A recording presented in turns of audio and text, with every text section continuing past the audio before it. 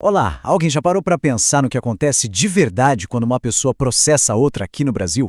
Olha, pode parecer um labirinto, mas a ideia hoje é justamente transformar esse sistema todo, que parece super complexo, numa história bem clara. A gente vai seguir o caminho de um processo judicial, desde o primeiro papel até a palavra final do juiz. Então, este aqui é o nosso mapa do caminho. Primeiro vamos entender por que, afinal, a gente precisa de tribunais. Depois a gente vê quais são as regras do jogo e quem são os jogadores. Em seguida, vamos acompanhar a jornada de um caso passo a passo e, no final, vamos descobrir o que acontece depois que o juiz bate o martelo. Em qualquer sociedade, não tem jeito, os conflitos acontecem, são inevitáveis. A grande questão é, como é que a gente resolve isso? É na base da força ou da justiça? Essa escolha, na verdade, define tudo, e é bem aí que a nossa história começa. Há muito tempo, a regra era a autotutela. O que é isso? É basicamente a lei da selva, onde o mais forte sempre vencia.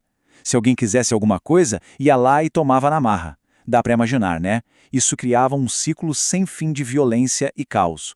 A grande virada da civilização foi a jurisdição, a ideia de entregar o poder de decisão a um terceiro neutro, que é o Estado. De um jeito bem simples, jurisdição é o Estado dizendo, pode deixar que eu resolvo. Em vez de cada um tentar fazer justiça com as próprias mãos, a gente tem um juiz, que é imparcial, para aplicar a lei. E o objetivo disso tudo é muito maior do que só resolver uma briga, sabe? É criar um ambiente estável, onde todo mundo sabe quais são as regras do jogo. Certo, mas para que essa intervenção do Estado seja confiável, não pode ser de qualquer jeito. Ela precisa seguir regras muito claras e justas para todo mundo. E essas regras são os princípios fundamentais, a verdadeira espinha dorsal de todo o sistema. Se a gente imaginar o sistema de justiça como um prédio, o devido processo legal seria a fundação, a base de tudo. É a grande promessa de que ninguém vai perder seus direitos, sua liberdade ou seus bens sem um processo que seja justo e correto do começo ao fim. Todas as outras regras que vamos ver nascem daqui. E uma parte essencial de um processo justo é quem julga, certo? É aí que entra o juiz natural. Esse princípio garante duas coisas super importantes. Primeiro, não se pode criar um tribunal de última hora só para julgar um caso específico. E segundo, talvez o mais importante, o juiz tem que ser totalmente imparcial. Pensa num árbitro de futebol que não torce para nenhum dos times. É exatamente isso. Em seguida, a gente tem um princípio-chave, o contraditório. Numa democracia, as pessoas têm o direito de participar das decisões que afetam a vida delas.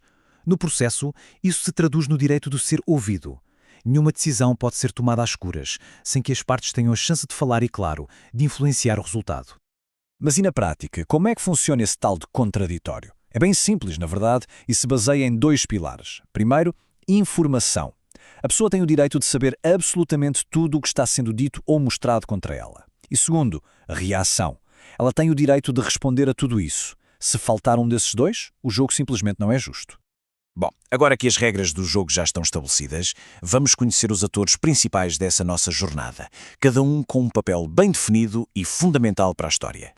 A dinâmica de um processo judicial é quase sempre vista como um triângulo. Nos dois cantos de baixo, a gente tem as partes com interesses opostos, o autor e o réu. E lá no topo, bem no meio, distante dos dois, está o juiz, que é o representante do Estado e vai decidir a briga. Então, para ficar bem claro, o autor é quem começa tudo, é quem faz o pedido na justiça.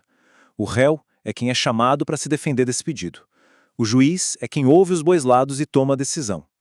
E claro, tem toda uma galera nos bastidores, os auxiliares da justiça, que garantem que essa máquina toda funcione direitinho. Ok, agora que a gente já conhece as regras e os jogadores, vamos para o que realmente interessa, a jornada de um processo. A gente vai seguir o caminho mais comum que um caso faz, do começo ao fim, o chamado procedimento comum.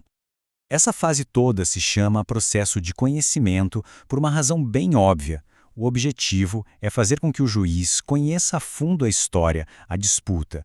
É como uma investigação bem estruturada para que a decisão final seja baseada em fatos, em provas e não em achismos. Essa jornada tem 4 paradas principais. Primeiro, a postulatória, quando as partes apresentam suas versões da história. Depois, a saneadora, que é quando o juiz arruma a casa, organiza o processo. Em seguida, vem a instrutória, que é a hora da verdade, de apresentar as provas. E, por fim, a fase decisória, quando o juiz, depois de tudo, dá o seu verdito. A sentença é o grande final dessa fase, mas o poder do juiz tem um limite muito claro, chamado princípio da congruência. Pensa assim, é como ir a um restaurante. O juiz só pode servir aquilo que foi pedido no cardápio das partes. Ele não pode dar nenhum prato a mais, nem um prato diferente. E aqui fica muito claro o que acontece quando esse princípio não é respeitado.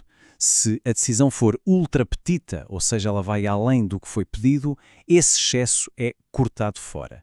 Se for extra petita, quer dizer fora do pedido, a decisão inteira é anulada. E se for citra petita, ou seja, o juiz esqueceu de analisar alguma coisa, a decisão está incompleta. Isso garante que o processo se mantenha focado na disputa original.